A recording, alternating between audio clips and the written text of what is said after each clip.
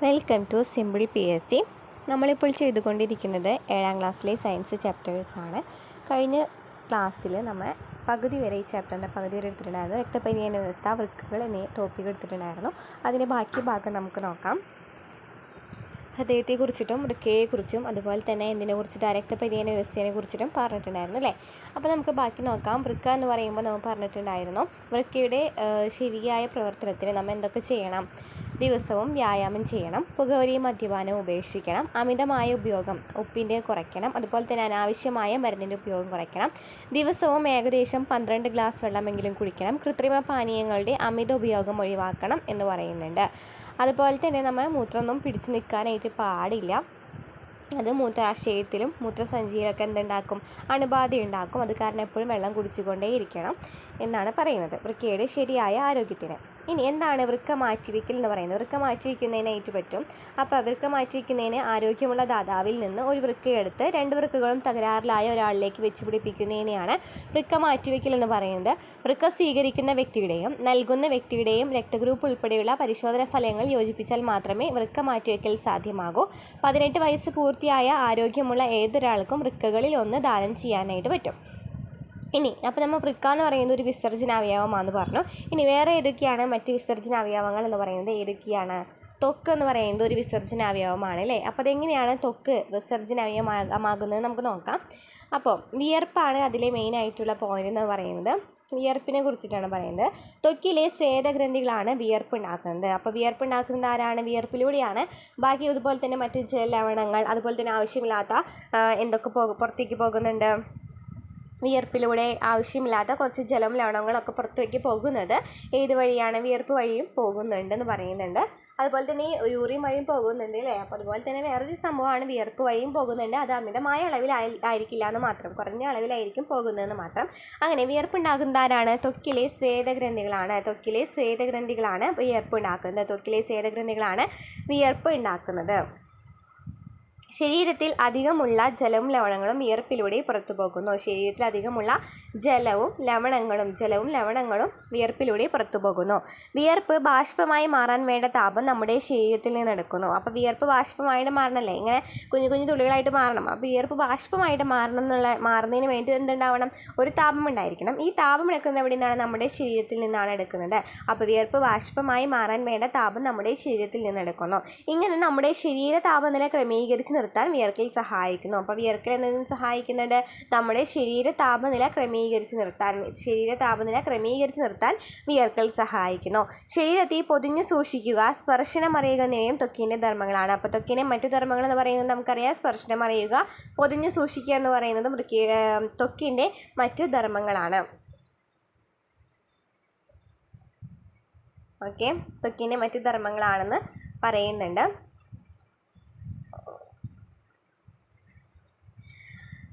അപ്പം വിയർപ്പ് എന്ന് പറയുന്നത് ത്വക്കിലെ സ്വേദഗ്രന്ഥികളാണ് വിയർപ്പുണ്ടാക്കുന്നത്. ശരീരത്തിൽ അധികമുള്ള ജലവും ലവണങ്ങളും വിയർപ്പിലൂടെ പുറത്തു പോകുന്നു.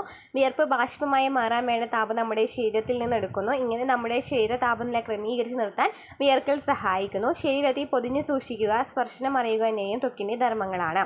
ത്വക്കിലെ സൂക്ഷ്മ സുഷിരങ്ങളിലൂടെയാണ് സ്വേദഗ്രന്ഥിയിൽ നിന്നും വിയർപ്പ് പുറത്തേക്ക് പോകുന്നത്. അപ്പോൾ ത്വക്കിലെ ഏത് വഴിയാണ്? ത്വക്കിലെ സൂക്ഷ്മ സുഷിരങ്ങളിലൂടെയാണ് സ്വേദഗ്രന്ഥിയിൽ നിന്നും വിയർപ്പ് പുറത്തേക്ക് പോകുന്നുണ്ട്. ഇവ ത്വക്കിൽ അടിഞ്ഞു കൂടിയാൽ രോഗങ്ങൾ ഉണ്ടാകും. അതിനാൽ കുളിക്കുമ്പോൾ ത്വക്ക് നന്നായിട്ട് വൃത്തിയാക്കണം എന്ന് പറയുന്നുണ്ട്. അപ്പോൾ നന്നായിട്ട് വൃത്തിയാക്കില്ല എന്നുണ്ടെങ്കിൽ ഇത് നന്നായിട്ട് വിയർപ്പ് നന്നായിട്ട് കുമിഞ്ഞു കൂടല്ലോ. അപ്പോൾ എന്ത് സംഭവിക്കാം? പല രോഗങ്ങളും ഉണ്ടാകും. ഇനി നമ്മൾ എത്ര നേരം വരെ വൃക്ക, ത്വക്ക് എന്നിവയെ കുറിച്ച് പറഞ്ഞു അല്ലേ. ഇനി വൃക്കയും ത്വക്കും എന്നിവ കൂടാതെ ശ്വാസകോശം, കരൾ എന്നിവയ്ക്കും വിസർജന പ്രക്രിയയ്ക്ക് പങ്കിടും. അപ്പോൾ വിസർജന പ്രക്രിയയിൽ നമ്മൾ ഇത്ര നേരം പറഞ്ഞത് ഏതൊക്കെയായിരുന്നു? വൃക്കയും അതുപോലെ തന്നെ ത്വക്കും പറഞ്ഞു. ഇനി ബാക്കി 2 ശ്വാസകോശം, കരളും എന്താണ് ഇതിനെ സഹായിക്കുന്നത് എങ്ങനെയാണെന്ന് നമുക്ക് നോക്കാം. ശ്വാസകോശമാണെന്നുണ്ടെങ്കിൽ കോശങ്ങളിൽ നിന്നും എത്തിച്ചേരുന്ന കാർബൺ ഡൈ ഓക്സൈഡ് പുറന്തള്ളുന്നു.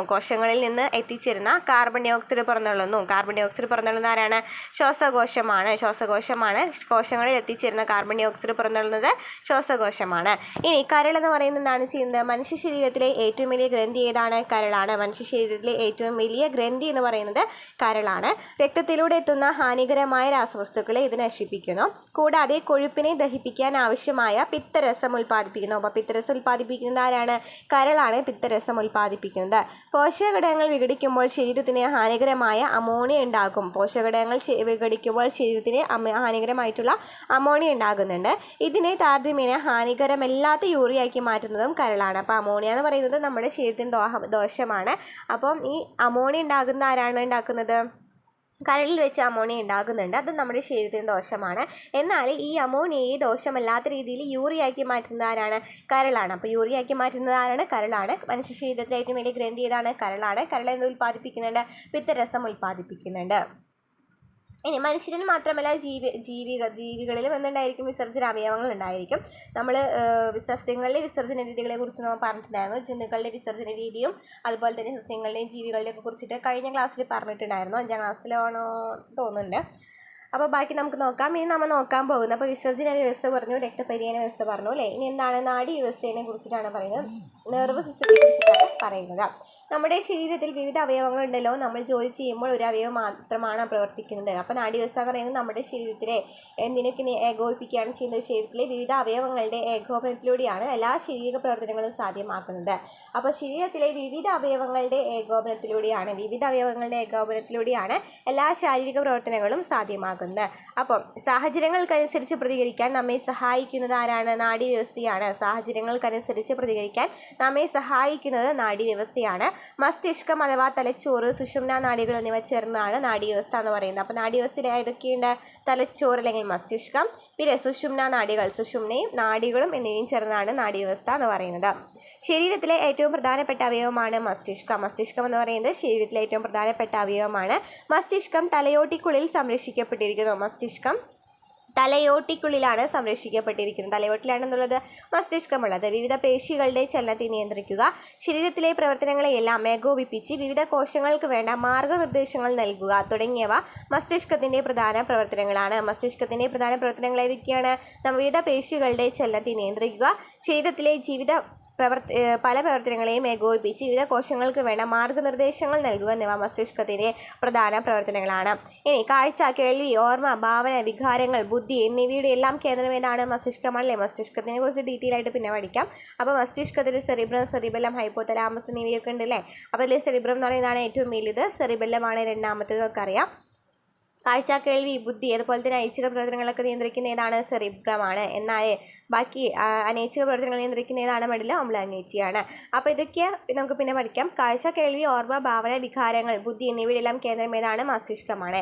ഏറ്റവും ആധുനിക കമ്പ്യൂട്ടർ പോലും കാര്യക്ഷമതയിൽ മനുഷ്യ മസ്തിഷ്കത്തിന് പിന്നിലാണ്. മുൻകൂട്ടി തയ്യാറാക്കിയ സോഫ്റ്റ്വെയർ അനുസരിച്ച് പ്രവർത്തിക്കുവാനുള്ള കഴിവ് മാത്രമാണ് കമ്പ്യൂട്ടറിനുള്ളത്. എന്നാൽ മസ്തിഷ്കത്തിനാകട്ടെ ചുറ്റുപാടിനോട് പ്രതികരിക്കുവാനും പുതിയ കാര്യങ്ങൾ പഠിക്കുവാനും സങ്കല്പിക്കുവാനും കഴിയും. ഉണർന്നിരിക്കുമ്പോൾ മാത്രമല്ല, ഉറങ്ങുമ്പോഴും മസ്തിഷ്കത്തിൽ പ്രവർത്തനങ്ങൾ നടക്കുന്നു. എല്ലാ ശാരീരിക പ്രവർത്തനങ്ങളെയും നിയന്ത്രിക്കുകയും ഏകോപിപ്പിക്കുകയും ചെയ്യുന്നത് നാഡീവ്യവസ്ഥയാണ്. മദ്യം, മയക്കുമരുന്ന് എന്നിവയുടെ ഉപയോഗം നാഡീവ്യവസ്ഥയെ പ്രവർത്തനത്തെ സാരമായി ബാധിക്കും. അപ്പോൾ നാഡീവ്യവസ്ഥ എന്ന് പറയുന്നത് കൂടിയും പറയാം. സാഹചര്യങ്ങൾക്കനുസരിച്ച് പ്രതികരിക്കാൻ നമ്മളെ സഹായിക്കുന്ന ഏതാണ്? നമ്മളുടെ നാഡീവ്യവസ്ഥയാണ്. മസ്തിഷ്കം അഥവാ തലച്ചോറ്, സുഷുമ്നാ നാഡികൾ എന്നിവ ചേർന്നാണ് നാഡീവ്യവസ്ഥ എന്ന് പറയുന്നത്. അതിൽ പ്രധാനപ്പെട്ട അവയവമാണ് മസ്തിഷ്കം എന്ന് പറയുന്നത്. മസ്തിഷ്കം തലയോട്ടിക്കുള്ളിലാണ് സ്ഥിതി ചെയ്യുന്നത്. നമ്മുടെ ശരീരത്തിൻ്റെ പ്രവർത്തനങ്ങളെല്ലാം ഏകോപിപ്പിച്ച് നിലനിർത്തുവാനും അതുപോലെ തന്നെ വിവിധ പേശികളുടെ ചലനത്തെ നിയന്ത്രിക്കുവാനും മസ്തിഷ്കം സഹായിക്കുന്നുണ്ട്. കാഴ്ച, കേൾവി, ഓർമ്മ, ഭാവന, വികാരങ്ങൾ, ബുദ്ധി എന്നിവയൊക്കെ കേന്ദ്രം എന്ന് പറയുന്നത് ഏതാണ്? മസ്തിഷ്കമാണ്. ഓക്കെയാണല്ലോ. ഇനി കൗമാരവും ആരോഗ്യത്തെക്കുറിച്ച് പറയുന്നുണ്ട്. ഇത് നമ്മൾ എപ്പോഴും അറിഞ്ഞിരിക്കുന്ന നല്ലതാണ്. കുഞ്ഞു പിള്ളേർക്ക് വേണ്ടിയിട്ട് പറയുന്നതാണ്. എല്ലാവർക്കും അറിയാവുന്ന കാര്യമായിരിക്കും, എന്നാലും വായിച്ചു പോകാം. അനുദിനം വളർന്നുകൊണ്ടിരിക്കുന്ന നിങ്ങൾ കൗമാരകാലത്തിലൂടെയാണ് കടന്നു പോകുന്നത്. 10 മുതൽ 19 വയസ്സ് വരെയുള്ള കാലഘട്ടമാണ് കൗമാരം. ജീവശാസ്ത്രപരമായി ഒട്ടേറെ സവിശേഷതകളുള്ള കാലമാണിത്. സ്വാഭാവികമായ ഒരു ജൈവ പ്രക്രിയ എന്ന നിലയിൽ ഒട്ടേറെ ശാരീരിക മാറ്റങ്ങൾ കൗമാരകാലത്ത് നടക്കുന്നു. തലച്ചോറിൻ്റെ വികാസം, ഉയരത്തിലും തൂക്കത്തിലും പെട്ടെന്നുണ്ടാകുന്ന വർധനവ്, ഗ്രന്ഥികളുടെ വർദ്ധിച്ച പ്രവർത്തനക്ഷമത എന്നിവയെല്ലാം ഈ ഘട്ടത്തിൻ്റെ പ്രത്യേകതകളാണ്. ആൺകുട്ടികളിൽ വളർച്ച ത്വരിതപ്പെടും, എന്നാൽ പെൺകുട്ടികളിൽ വളർച്ച ത്വരിതപ്പെടുന്നുണ്ട്. പ്രത്യുൽപാദന അവയവങ്ങളുടെ വളർച്ച വേഗത്തിലാകുന്നുണ്ട്. അതുപോലെ തന്നെ ജ്ഞാനേന്ദ്രിയ ഭാഗം, കക്ഷം, മാറിടം, മുഖം എന്നീ ശരീരഭാഗങ്ങളിൽ രോമങ്ങൾ വളരുന്നു. ശബ്ദത്തിന് ഗാംഭീര്യം, ആൺകുട്ടികളാണെങ്കിൽ ശബ്ദത്തിന് ഗാംഭീര്യം കൂടും, പെൺകുട്ടികളാണെന്നുണ്ടെങ്കിൽ കുറയും. ശബ്ദ സൗകുമാരിയാണ് കൂടുന്നത്. ബീജോത്പാദനം ആരംഭിക്കുന്ന ആൺകുട്ടികളിൽ പെൺകുട്ടികളിൽ അണ്ടോത്സർജനം തുടങ്ങുന്നു. ആർത്തവം ആരംഭിക്കുന്നു. ഇനി എന്താണ് ആർത്തവം എന്ന് പറയുന്നത്? മെൻസ്ട്രേഷൻ എന്ന് പറയുന്നത് എല്ലാ മാസവും പ്രത്യുൽപാദനത്തിനുള്ള പല ഒരുക്കങ്ങളും ഒരു സ്ത്രീയുടെ ഗർഭാശയത്തിൽ നടക്കുന്നുണ്ട്. ഗർഭാശയത്തിന്റെ ആന്തരപാളിയിൽ ധാരാളം രക്തലോമികകളും കലകളും രൂപപ്പെടുന്നു. എന്നാൽ ഗർഭധാരണം നടക്കാതെ വന്നാൽ ഈ ഒരുക്കങ്ങൾ വെറുതെയാകുന്നു. അപ്പോൾ പുതിയതായി രൂപപ്പെട്ട രക്തലോമികൾ പൊട്ടും. രക്തലോമികളും മറ്റു കലകളും ഗർഭാശയ ഭിത്തിയിൽ നിന്ന് അടർന്നു മാറുകയും രക്തത്തോടൊപ്പം ഇവയെല്ലാം ശരീരത്തിൽ നിന്ന് പുറന്തള്ളപ്പെടുകയും ചെയ്യും. ഈ പ്രക്രിയയാണ് ആർത്തവം. ഇത് 7 ദിവസം വരെ നീണ്ടു നിന്നേക്കാം. ആർത്തവത്തിന് മുന്നോടിയായി ആർത്തവ സമയത്തും കലശലായ അടിവയർ വേദന, ഛർദി, നടുവുവേദന, കാലിന് കഴപ്പ് തുടങ്ങിയ ലക്ഷണങ്ങൾ ചിലർക്ക് അനുഭവപ്പെടാറുണ്ട്. ചിലർക്ക് അമിത ദേഷ്യം, ഉത്കണ്ഠ എന്നിവയും ഉണ്ടാകാം. ആർത്തവം ഏകദേശം 28 ദിവസം കൂടുമ്പോഴും ഉണ്ടാകേണ്ട ശാരീരിക പ്രക്രിയയാണ്. ഇതിൽ ചെറിയ തോതിൽ ഏറ്റക്കുറച്ചിലുണ്ടാകാം. ആർത്തവം കൃത്യമായി ഉണ്ടായില്ലെങ്കിൽ ഡോക്ടറെ സമീപിക്കേണ്ടതാണ്. ഇനി ആർത്തവ ശുചിത്വം പറയുന്നുണ്ട്. നമ്മൾ പെൺകുട്ടികൾ നന്നായിട്ട് ആർത്തവ ശുചിത്വം ഉണ്ടായിരിക്കണം ആ ഒരു ടൈമിൽ. ആ ടൈമിൽ എപ്പോഴും ഉണ്ടായിരിക്കണം കേട്ടോ. മെൻസ്ട്രൽ കപ്പ് ആർത്തവ സമയത്ത് ഉപയോഗിക്കാൻ കൂടുതൽ സൗകര്യപ്രദമായിട്ടുള്ള മെൻസ്ട്രൽ കപ്പുകൾ ഉണ്ട് അല്ലേ. ഇപ്പോൾ നമ്മൾ സാനിറ്ററി നാപ്കിനുകൾ, തുണികൾ എന്നിവയ്ക്ക് പകരമായിട്ട് മെൻസ്ട്രൽ കപ്പും ഉണ്ട്. അതുപോലെ തന്നെ ഇതൊക്കെ കഴുകുമ്പോൾ നമ്മൾ കൈകൾ ഉപയോഗിച്ച് സോപ്പ് അതുപോലെ തന്നെ വീര്യം കുറഞ്ഞ അണനശിച്ച് ഉപയോഗിച്ചിട്ട് കഴുകണം. ഇനി കൈകൾ അതുപോലെ തന്നെ സാനിറ്ററി നാപ്കിനുകൾ, തുണികൾ എന്നിവ ഉപയോഗിക്കുമ്പോൾ ശുചിത്വത്തിൻ്റെ ഭാഗമായി 4-5 മണിക്കൂറിനുള്ളിൽ മാറ്റാൻ ശ്രദ്ധിക്കണം എന്ന് പറയുന്നുണ്ട്. ആ ഒരു ടൈമിലെ ഭക്ഷണം എന്ന് പറയുന്നത് കാരണം 0.6 ലിറ്റർ രക്തമാണ് ആ സമയത്ത് നഷ്ടപ്പെടുന്നത്. അത് കാരണം കൗമാരക്കാലത്ത് ശരീര വളർച്ച ദ്രുതഗതിയിലാണ്. അപ്പോൾ നന്നായിട്ട് ഭക്ഷണം കഴിക്കണം. ഇനി ചെറിയ കുട്ടികൾ ഉൾപ്പെടെയുള്ള സമൂഹത്തിൽ ആൺകുട്ടികളും പെൺകുട്ടികളും പലവിധ ശാരീരിക, മാനസിക, ലൈംഗിക പീഡനങ്ങൾക്ക് വിധേയമാക്കുന്നുണ്ട്. അപ്പം പല സ്ഥലങ്ങളിൽ വെച്ചിട്ടും കുട്ടികൾ പീഡനത്തിന് ഇരയാകുന്നുണ്ട് അല്ലേ. അപ്പോൾ ഇതൊക്കെ നന്നായിട്ട് ബാക്കി ഇപ്പോൾ എല്ലാവരും നമ്മൾ അപരിചിതരോട് പോലും നന്നായിട്ട് ഇടപഴകുമ്പോൾ നന്നായിട്ട് ശ്രദ്ധിക്കേണ്ടതാണ്. അപരിചിതരോട് മാത്രമല്ല, ബന്ധുക്കളോടാണെങ്കിലും സഹപാഠികളാണെങ്കിലും കൂട്ടുകാരാണെങ്കിലും ഇടപഴകുമ്പോൾ നന്നായിട്ട് ശ്രദ്ധിക്കണം. അനുവാദമില്ലാതെ ശരീരഭാഗങ്ങൾ സ്പർശിക്കാൻ ശ്രമിക്കുന്നവരുണ്ടായിരിക്കും. അപ്പോൾ അതൊക്കെ മനസ്സിലാക്കാനുള്ള ബോധം ഉണ്ടായിരിക്കണം. എന്നത്തോടുകൂടി ഈ ചാപ്റ്റർ കഴിയണ്ട. നമ്മുടെ ചാനൽ ഇഷ്ടമാണെങ്കിൽ നമ്മളൊന്ന് സപ്പോർട്ട് ചെയ്യാം കേട്ടോ.